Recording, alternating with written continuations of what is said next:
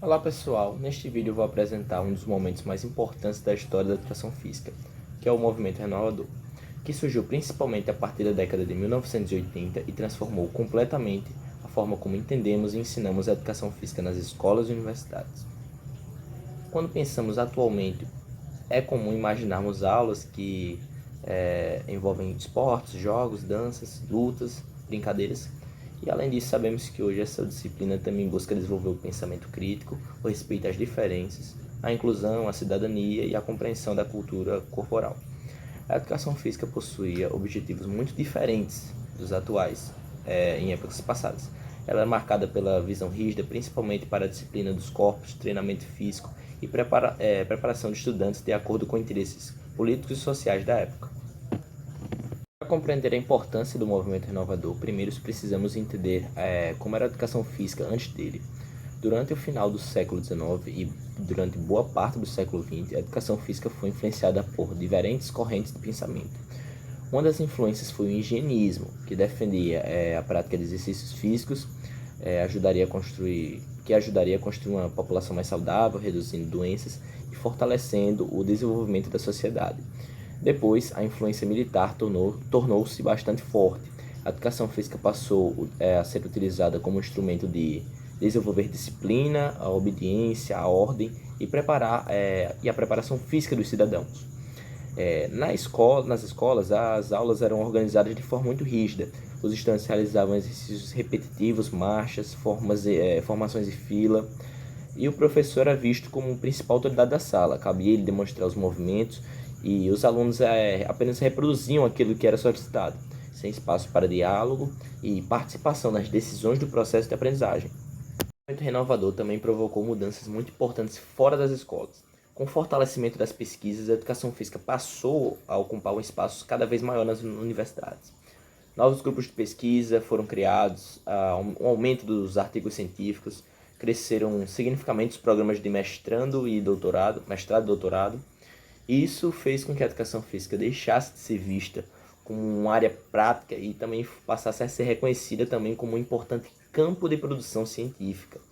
Hoje existem diversas pesquisas sobre a aprendizagem motora, inclusão, esporte, lazer, saúde coletiva, cultura corporal e diversos outros temas. Esse crescimento da produção científica contribuiu para melhorar tanto a formação dos professores quanto a qualidade das aulas oferecidas dentro das escolas. Outro aspecto muito importante foi a aproximação da educação física com áreas como da educação, a sociologia, a filosofia e a história. Essa aproximação permitiu que os profissionais deixassem de analisar apenas os aspectos biológicos do movimento humano e passassem a discutir também seus significados culturais, sociais e políticos. E por isso o nome, História da Educação Física, parte do conceito disso. Assim, o movimento renovador representou a ruptura com o modelo tradicional, propôs uma educação física mais democrática, reflexiva e comprometida com a formação cidadã. Essa mudança não aconteceu de forma imediata, mas marcou o início de uma nova fase para a área, influenciando a prática científica dentro das universidades.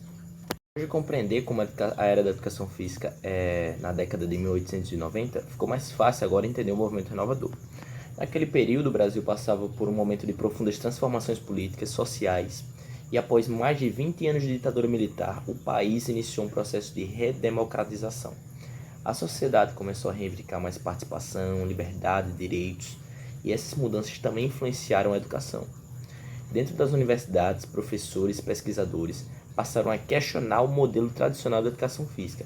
Eles perceberam que a disciplina não poderia continuar sendo vista apenas como um espaço de desenvolver a aptidão física, e o treinamento esportivo ou a disciplina corporal era necessário para ampliar esse olhar e compreender que o corpo também é uma construção histórica, social e cultural do indivíduo.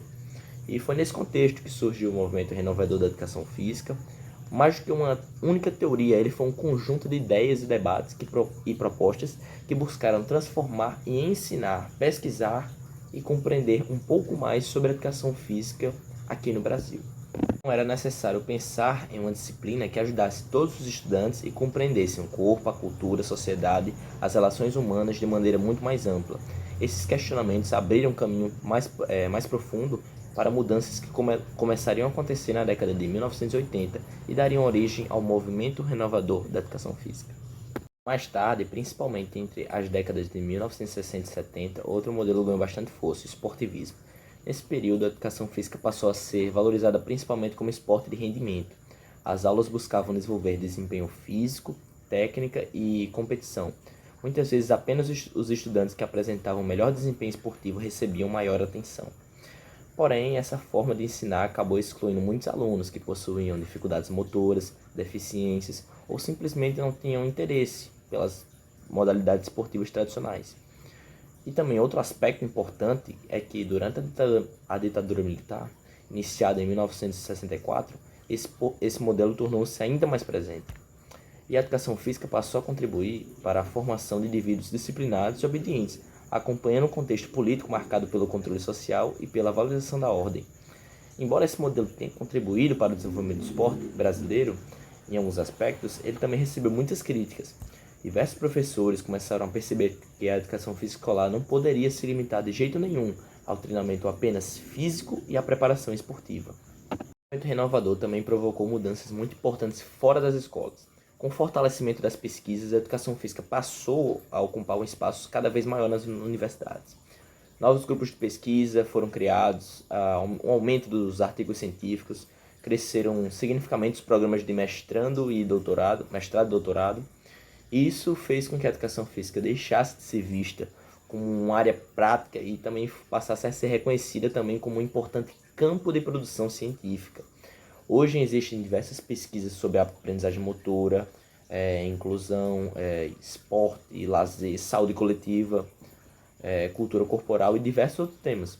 Esse crescimento da produção científica contribui para melhorar tanto a formação dos professores quanto a qualidade das aulas oferecidas dentro das escolas.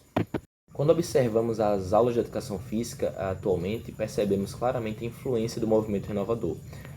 Hoje as aulas procuram desenvolver os estudantes de forma integral, né, considerando aspectos físicos, cognitivos, sociais e também culturais. Além dos esportes tradicionais, os professores trabalham jogos, também brincadeiras, lutas, ginásticas e diversas outras manifestações do corpo. E outro aspecto também importante é a valorização da inclusão. Independente das habilidades de cada estudante, todos devem participar e ter a oportunidade de aprender. Também são discutidos temas como o respeito às diferenças, cooperação, saúde, cidadania, qualidade de vida. Isso mostra que a educação física atual possui objetivos muito mais amplos do que simplesmente ensinar técnicas esportivas e limitar essa área, tanto no que se diz respeito à prática de atividades corporais.